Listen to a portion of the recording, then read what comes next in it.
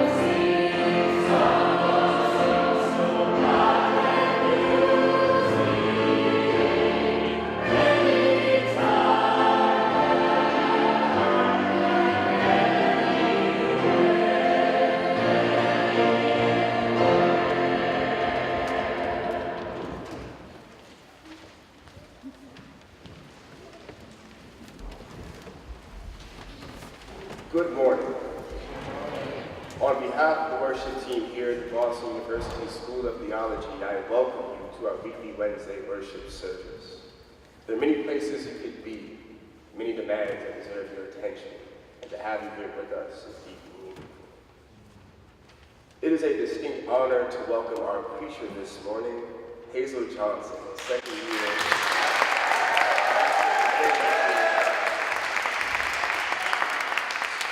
I want you to hear this, the first African-American woman president of the School of Theology Student Association.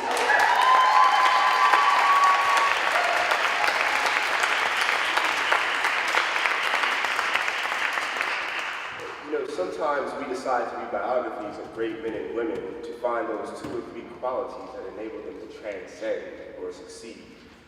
But other times, simply observing those around us provides a clue to those qualities. We're very fortunate to have Hazel in our midst and look forward to receiving the spoken word. She is one who believes in owning, sharing, and listening to our collective stories as a way of transforming the world. 2 brief announcements. Next week, we will be collecting an offering as part of the School of Theology's effort to donate 100 flood buckets to the UMC Committee on Relief. This is our community response to the many natural disasters that have occurred over the semester. Cash, checks made payable to UMCOR, or supplies will be accepted as part of the offering. For more information, please contact Tabby Nelson, Tori Dillard, or Reverend Dr. Charlene Zool. Also next week, Soo Young Kim, a third-year Master of Ministry, will be preaching here at 11:10 a.m.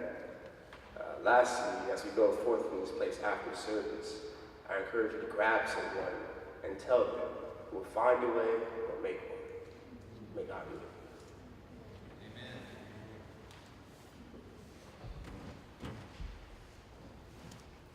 Good morning. Good morning. If you're able to, would you please stay with me as we read this morning's scripture?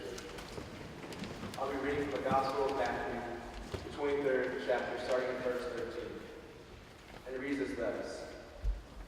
But woe to you, scribes and Pharisees, hypocrites, for you lock out people out of the kingdom of heaven. For you do not go in yourselves, and when others are going in, you stop them. Woe to you, scribes and Pharisees, hypocrites, for you cross sea and land to make a single convert, and you make a new convert twice as much a child of hell as yourselves. Woe to you, blind guides, who say, whoever swears by the sanctuary is bound by nothing, but whoever swears by the gold of the sanctuary is bound by the oath. You blind fools, for which is greater, the gold or the sanctuary that has made the gold sacred? And you say, whoever swears by the altar is bound by nothing, but whoever swears by the gift that is on the altar is bound by the oath. How blind you are! For which is greater, the gift or the altar that makes the gift sacred? So whoever swears by the altar swears by it and everything on it. And whoever swears by the sanctuary swears by it and by the one who dwells in it. And whoever swears by heaven swears by the throne of God and by the one who is seated upon it.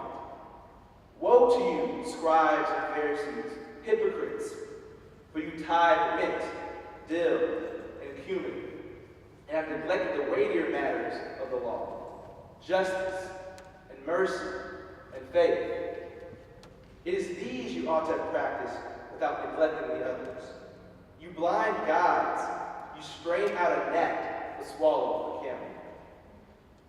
Woe to you, scribes and Pharisees, hypocrites, for you clean the outside of the cup and of the plate, but inside they are full of greed and self-indulgence. You blind Pharisee, first clean the inside of the cup, so that the outside may also become clean. Woe to you, scribes and Pharisees, hypocrites, for you are like whitewashed tombs, which on the outside look beautiful, but inside they are full of the bones of the dead and all kinds of filth. So you also, on the outside, look righteous to others, but inside, you are full of hypocrisy and lawlessness. May the Lord add a blessing to the reading, hearing, and doing of His holy word. You may be seated in the presence of God.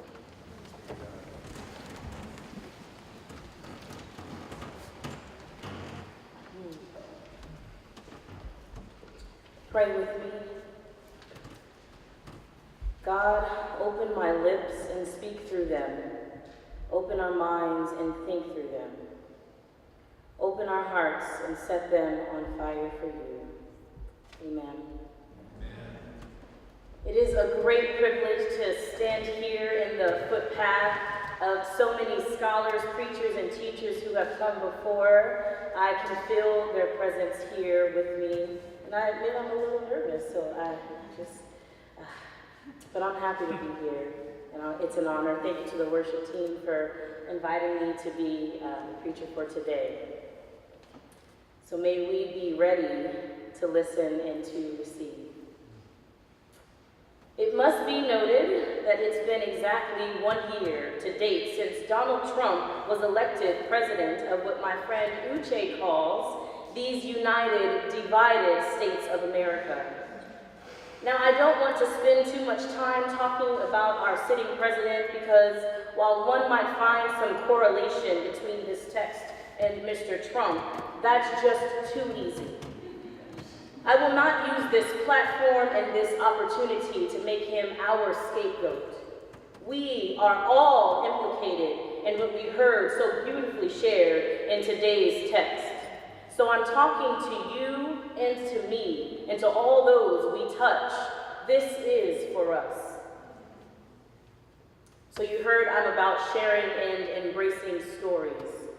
So I'm no biblical scholar, so I want to read. When I read today's text, it was no surprise to me that I wanted to change all of the singular second-person accusatory language in this text to a plural, first-person, inclusive I and we. What sorrow awaits me, a teacher of religious law, hypocrite? For I shut the door of the kingdom of heaven in people's face. What sorrow awaits us, teachers of religious law, hypocrites? For we are careful to clean the outside of our cup and dish, but inside we are filthy. In putting ourselves as the main person, we are turning the mirror on ourselves instead of pointing a finger at another person. We are so quick to want to find ourselves in the good camp, as Dr. Salimi put it a few weeks ago. But today, we are all convicted of the same mess. Andrew told you I'm a storyteller, so I'm going to tell you a story. I am a perfectionist. I thrive on people perceiving me as competent and put together, even if in that very moment I am not. I can remember as a child experiencing so much turmoil at home, but when I stepped outside of that door, no matter what happened and no matter how awful, I held my head high, I smiled, and I performed. People believed I was Little Miss Perfect, and I believed it too. But on the inside, I was withering away. The person the world saw was just a shell of the girl I really was. Now you might hear the story and think, what does this have to do with me? What does this have to do with the text? Well, I'm here to tell you, my friends, it has everything to do with you and me and the text we read today. In my story, the consequences of perfectionism was internal suffering. Any semblance of spiritual engagement with another soul was artificial at best. So then, what's the purpose of looking good if I can't be and do good for others? I was like the Pharisees you see, cleaning the outside of my cup so to hide the dirt within my soul. When I forget to do my soul work, my soul cleaning, my outer work, whether that be community organizing, preaching, teaching, whatever it might be for you, when we forget to do our soul work, any outer work is half-hearted. When I engage the world with intention to look good, as the text reminds us, I deny the other person and myself access to the kingdom of heaven. So here we are, providing, receiving, and integrating this prestigious education at the BU School of Theology. And we pride ourselves as the school of the prophets. We recite the words and teachings of Dr. Howard Thurman and Reverend Dr. Martin Luther King Jr. But the interpretation of their words I want us to hear today is, let us practice what we preach. We preach peace, but our inner sufferings are bubbling over. We preach love, but only for the few who we think deserve it. We preach justice, but only if it won't cost us too much. We preach joy, but our souls are weary.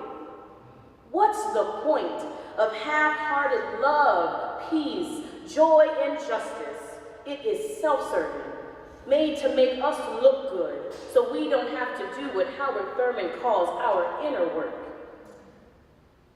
Now, I'm not standing up here preaching at you because I have it all together and I have it down pat, though the perfectionist in me doesn't want to admit that. Absolutely not. I'm preaching to me as much as I am preaching to you. I have to do my inner work before I have the audacity to accompany another soul on this journey. Let me share another story with you. My brother gave me permission to share the story of his coming out as gay. When he came out in middle school, I didn't say much. I just kept loving him, doing right by him, as I told people. But my relationship to other queer folks was messy. I avoided talking to or about other queer folks in my community. When my closest friend came out to me in high school, I stopped calling him as frequently as I had before. Unbeknownst to me, I had deeply internalized the theology of my childhood church that said my brother and friend and people like my brother and friend were living in sin. But on the outside, oh, I looked so good. I looked like a good person. I enjoyed being called the accepting Christian, even though deep down, I hadn't quite accepted it. I just wanted to look good on the outside, all the while being hateful on the inside, denying deep relationship with my brother and friend. And I'm grateful to God that I have heeded Thurman's advice and done my inner work. During that inner journey, I was able to recognize my biases and embedded theologies and practices that hindered real relationship that leads to true justice, love, joy, and peace. So now, when some stranger spews Bible verses condemning queer folks to hell, my response isn't, well, I have a gay brother and I accept him, so I'm not like that, and I can wipe my hands clean. No. If I am really about practicing what I preach, if I am about cleaning the inside of my cup, then homophobia isn't just reserved for the queer community to fight. It is my issue too. And it is easy for us to sit in the pews or in our classrooms, myself included, and think we come to church and we pray for the world. We are theologians, counselors, wisdom seekers. We're doing a great job. This is not at all to diminish the work I know you are all doing in your communities.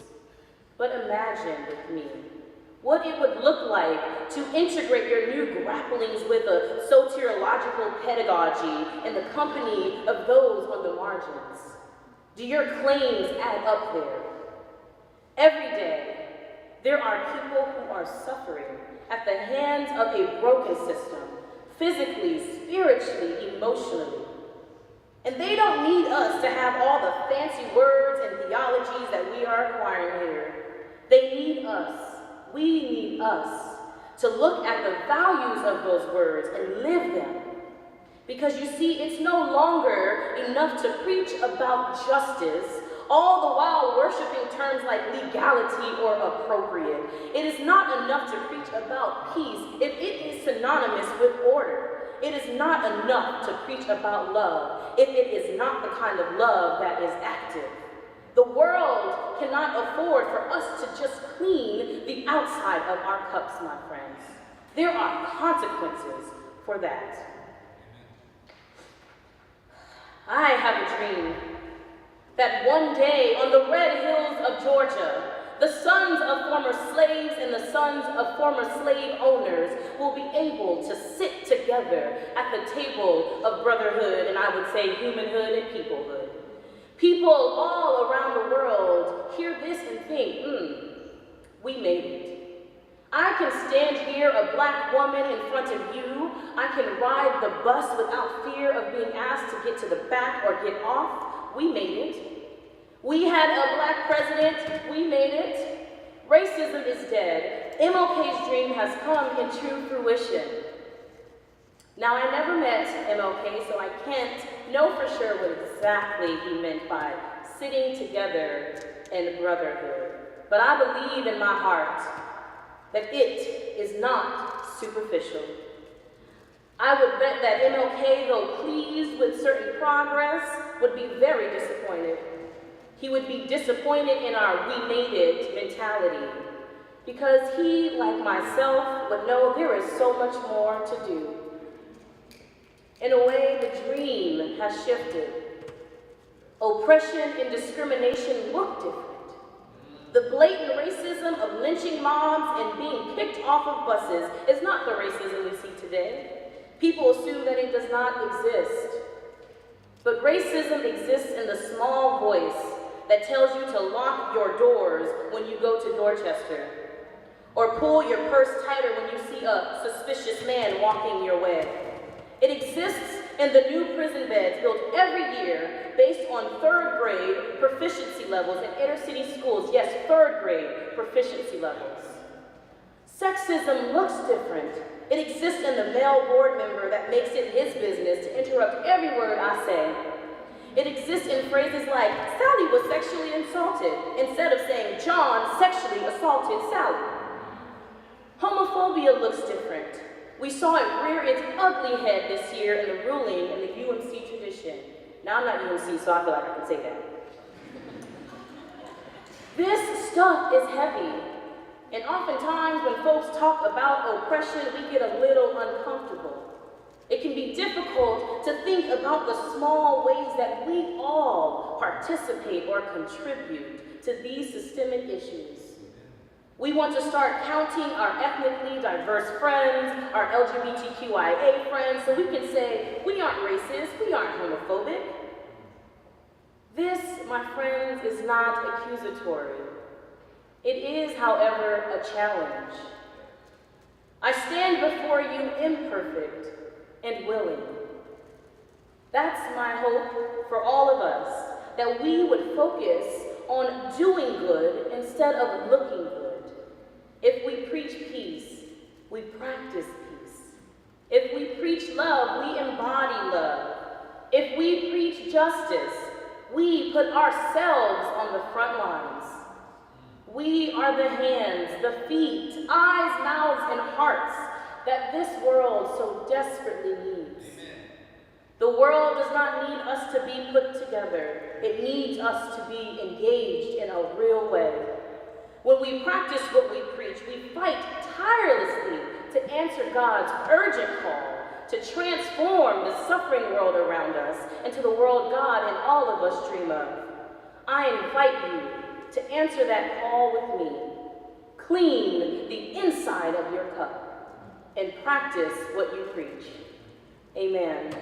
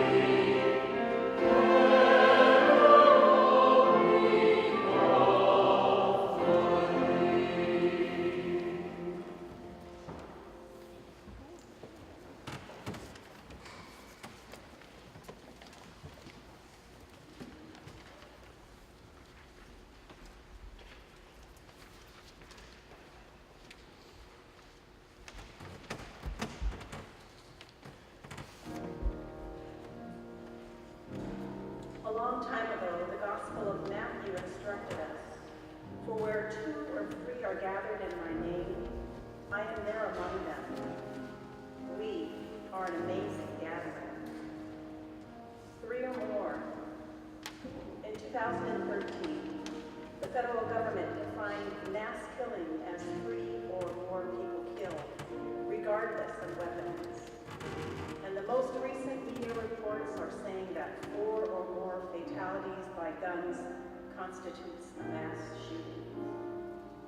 Friends, we fall back on and focus on numbers because, frankly, the reality of the loss of actual lives in just this past year that have occurred due to violence, natural disaster, poverty, colonialism, war, and plain old injustice, it has left us at a loss for words. Lately, it seems like there are just no words, and yet we pray. We cry out to God, "How long? How long?" Let us pray.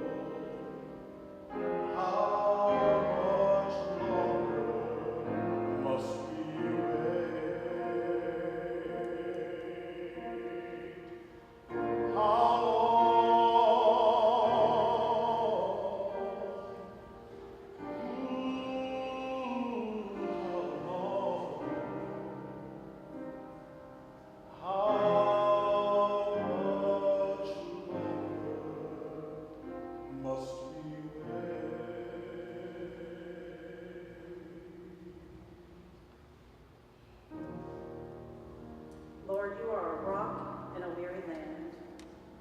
We are weary. We are weary from the demands of studies, work, and the complexities of higher education, from complicated relationships with loved ones and individuals, our communities, states, and nations, from nature raging out of control and nature in conflict with the disrespect of humanity, from politics, policies, executive orders, broken systems, and outlandish behavior, from forces of evil that we perpetuate, and evil that comes from places beyond our control. We cry out, "How long? How long?"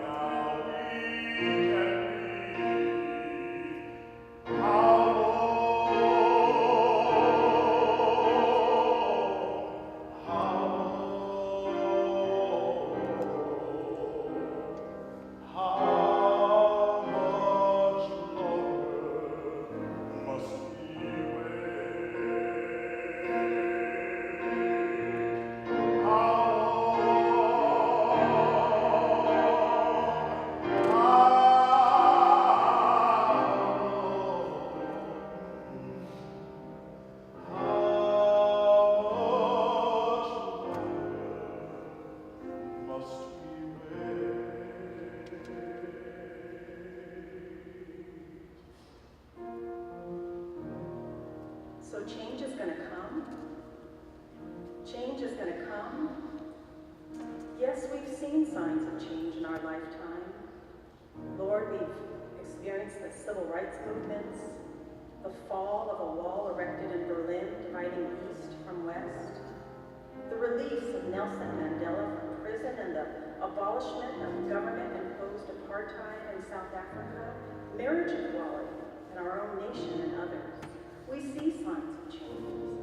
Swords have been turned into plowshares. Some lions are resting peacefully beside lambs, and yet there is so much more work to do.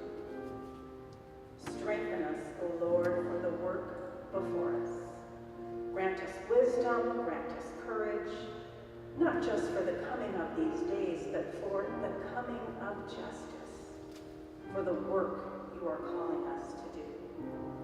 Shape us and mold us into disciples that will be about the business of turning AK-47s and AR-15 assault rifles into tillers of soil to plant seeds of love in our young and to harvest crops of reconciliation and peace together. We put our trust in you. Lord God, we trust you to be present with Dr. Karen Westerfield Tucker as she undergoes surgery today. May she feel the prayers from this community. We trust you, O God, to help us to do our inner soul work so that we can transform this world. Guide us in the work around us. Lord, don't take our hope away. We are determined to walk with Jesus today. We trust you, O God, that when we walk with you and do your work, that you go with us. Va Dios mismo en nuestro mismos caminar. Then we know that God still goes that road with us.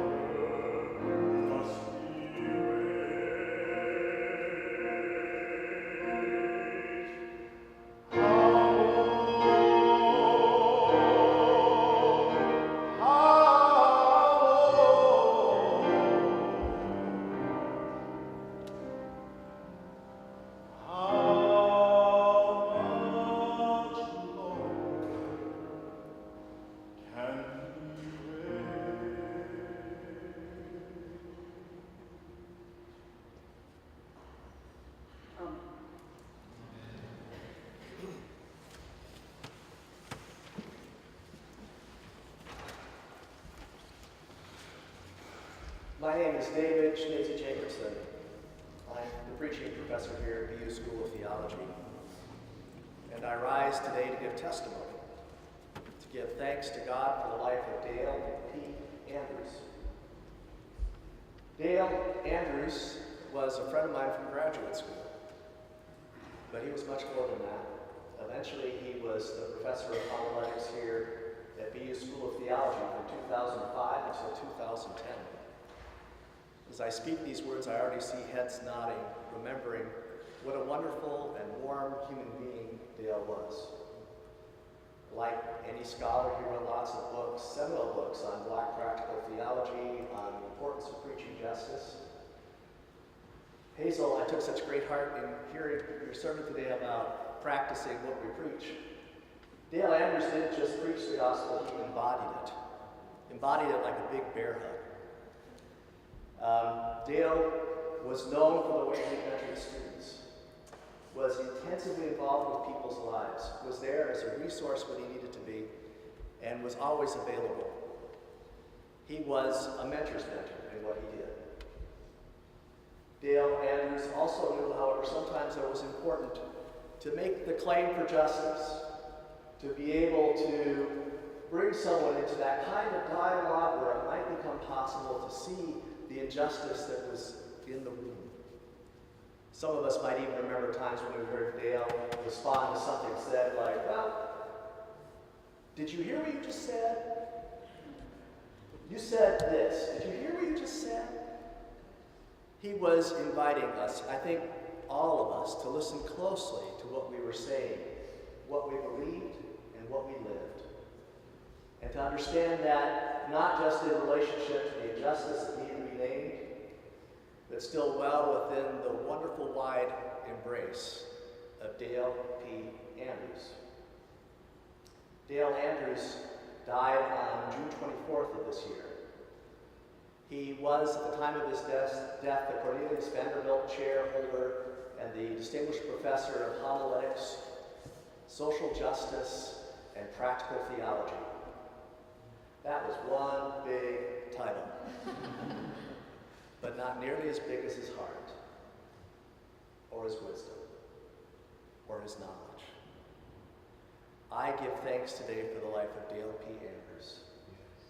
And I give thanks for the life of this community that knew him well and knew what he meant not only to the church but the wider world.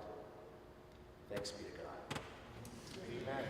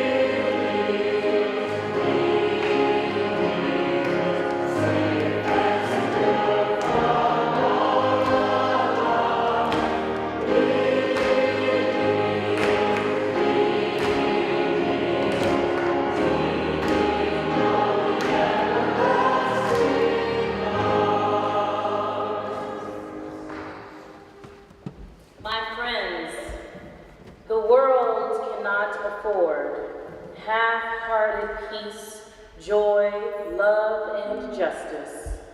So clean the inside of your cups and practice what you preach. Amen.